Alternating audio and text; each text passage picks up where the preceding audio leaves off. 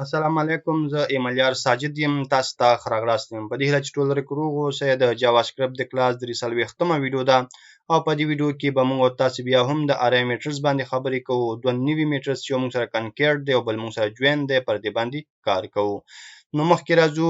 لومړی په دې سلایډ کې تاسو ګورئ چې موږ د ارای مکمل هغه میټرز لیکلي. په دې کې موږ سورټ، ریورس، پاپ، پوش، شفت، ان شفت باندې کار کړی دی. نن په دې ویډیو کې موږ ان کنکیټ او جوین باندې خبرې کوو. کنکیټ موږ سره د دوه اریو د ویلیو یو ځای کولو لپاره یا مرج کولو لپاره استعمالېږي. کله چې موږ غواړو دوه اریز یو ځای کړو نو موږ د کنکیټ څخه استفاده کولی شو. لکه دلته تاسو ګورئ موږ سره یو اری ده، راشد، نبی، جان د دې ویلیو ده، او دلته موږ سره یو بل اری ده، مصطفی، احمد د دې ویلیو ده. دا دواړه غواړو چې کنکیټ کړو یا دواړه سره جوین کړو یا مرج کړو نو موږ کولی شو د کنکیټ په واسطه دغه چاره در سره کړو. بل موږ سره جوین دی چې تاسو ګورئ د موږ سره یو اری ده، راشد، نبی، احمد، جان د دې ویلیوز یو غواړو دا ټول موږ د سټرینګ په شکل کې یو وار وښیو نو موږ کولی شو د جوین څخه استفاده وکړو او د دوی ترمنځ د موږ کامه لګولې.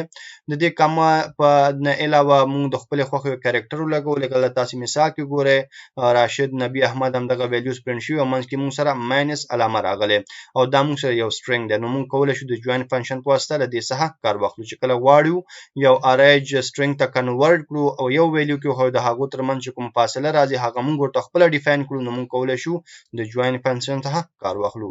زو ایډیټر ته او عملاً پر دغه موضوع باندې کار کوو. نو لکه څنګه چې تاسو ګورئ یو ځل بیا هم زه خپل ایډیټر کې ما د HTML بیسیک کوډ د هغې نه علاوه موږ سره د سکرپټ ټیګز دی، په دې کې به موږ خپل جاوا سکرپټ کوډ کوو. نو زه راځم یو ویریبل اخرم د ای په نوم باندې او دې کې زه یو اری سټور کوم. مثال احمد ما سټور کوو. راځو ورته لیکم چې محمود.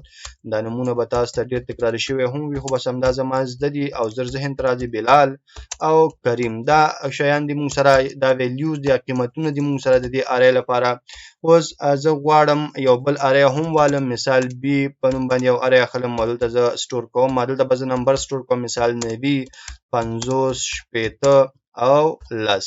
زه اوس غواړم دغه دواړه اری سره جوین کړم یا یې کنکیټ کړم او یا یې هم مرج کړم. د هغه لپاره به زه چې کوم راځم دلته او خپل چې کوم فنکشن دی د هغه نه کار اخلم. دغه د استعمال نه مخکې به موږ چې کوو لومړی به د هغه اری چې هغه سره مرج کول غواړو د هغه نوم لیکو. مثال د ای سره مرج کول غواړم ډاټا اچوم او خپل فنکشن نوم لیکم کنکیټ. چې شی مرج کول غواړم بی مرج کول غواړم نو لومړی به موږ سره د ای ویلیوز راشي او بیا به موږ سره د بی ویلیوز راشي. کله چې موږ سره ویلیوز را دلته موږ سره یو بل اری راځي، یعنی دغه اری موږ ته دغه فنکشن موږ ته یو بل اری ریټرن کړي نو هغه لپاره موږ دلته یو بل ویریبل اخلو هغه پکې سټور کوو. دلته راځم ریزلټ لیکم او اوس به دلته موږ سره په دې ریزلټ کې یو بل اری راځي دا دواړه به پکې مرج شوي او لاندې راځو د ریزلټ چې کوم موږ سره ویلیو ده هغه پرنټ کوو. نو درته لیکم چې ریزلټ ډاکومنٹ ډاټ رائټ مې ولیکو، ریزلټ مې ولیکو، سیو مې کړ. چې کله راشم ریلوډ باندې کلیک کړم نو تاسو ګورئ چې موږ سره احمد، محمود، بلال، کریم دا موږ سره د ای اری کې موجودو. 90 50 شپېته لس دا موږ سره بی کې موجودو، دواړه سره یو ځای شو. هر اری چې تاسو مخکې ولیکئ د هغه ویلیو مخکې پرنټ کیږي. که چېرته زه راشم او د دې بی ای په ځای بی ولیکم او د دې بی په ځای ای ولیکم نو لومړی به موږ سره د بی ویلیو راځي او بیا به موږ سره د ای ویلیو راځي. نو تاسو کولی شئ له دې څخه کار واخلئ. همدا ډول موږ دلته دوه اری نه علاوه کولی شو دلته خپله هم ویلیو ولیکو. مثال د لیکم چې جان خان او اخره کې یو کریکټر اچوم ای. داسې هم موږ کولی شو چې ویلیوز ولیکو او چې کله ریلوډ کړو تاسو ګورئ چې موږ سره لومړی د بی ویلیو پرنټ شو، د هغې نه علاوه موږ چې کوم نوي ویلیوز لیکلي هغه دلته موږ سره پرنټ شو. نو تاسو کولی شئ کنکیټ څخه په دې ډول کار واخلئ. زه دا کمنټ کوم. راځم موږ سره دویم چې کوم فنکشن دی هغه موږ سره د جوین فنکشن دی. د جوین فنکشن لپاره به تاسو د خپل اری نوم ولیکئ چې موږ سره ای دی، د هغې نه علاوه به تاسو ډاټ واچوئ بیا به ورته جوین ولیکئ. کله تاسو جوین ولیکئ اوس چې کله زه راشم او دلته ای پرنټ کړم دا به خپله موږ ته یو بل اری ریټرن کوي. نو د هغه لپاره به موږ یو ویریبل اخلو ریزلټ په نوم باندې دا به پکې سټور کړو. اوس به موږ سره د ریزلټ یو بل اری راځي چې کله دا سیف کړم او راشم ریلوډ باندې کلیک کړم نو تاسو ګورئ موږ سره احمد، محمود، بلال، کریم ټول پرنټ شو خو منځ کې اوس هم کامه راځي. دا ځکه چې موږ تر اوسه ورته ډیفاین کړی نه دی چې منځ کې څه شی راشي.